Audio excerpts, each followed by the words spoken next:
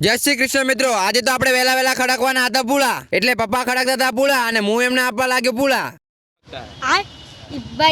જો અડધા પૂળા લોહી કરી નાખ્યા છે, અડધા પૂળા બાજી છે અને આપણે બે જ્યાં આરામ કરવા માટે.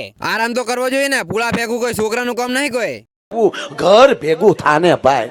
મજાક છે, હટકે ફટાફટ આપણે આ કામ કરી નાખો અને બીજું કામ મારી વાટ જોવે રહ્યું છે. મારે ક્યાં કામ ઓછું છે બોલો.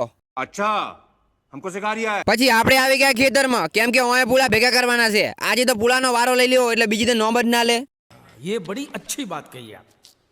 A few moments later. પછી બપોરે ટિફિન લઈને આપણે થઈ ગયા ગામ તરફ રવાના. હોવે બપોર પડે એટલે ગામમાં પાટાકવા જવું પડે ને. અને આપણે આવી ગયા 4 રસ્તે અને આપણે હવે જવાનું છે ભાઈબંધની દુકાને. પણ આ બાજુ તો જુઓ, ભાઈબંધની દુકાને થઈ ગયો મોટો બધો ઝઘડો. ચાર રહેવા જો હે ભાઈ, મામલો મેદાને છે, રહેવા દે, ચાર રહેવા દે. અરે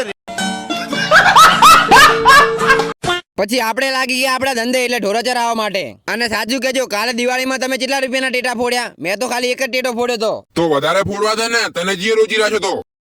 बात तो सही है. પછી રાત્રે આવી ગયા આપણે બબાના ખેતરમાં, કારણ કે મગફળી કઢાવવા માટે. मैं बाबा टिल्लू नाम मेरा बाबा. પણ હું તો ખાલી જોવા માટે જ આવ્યો છું. કઢાવવા માટે તો ઘણા બધા લોકો છે એકદમ. क्यों हिला डाला ना?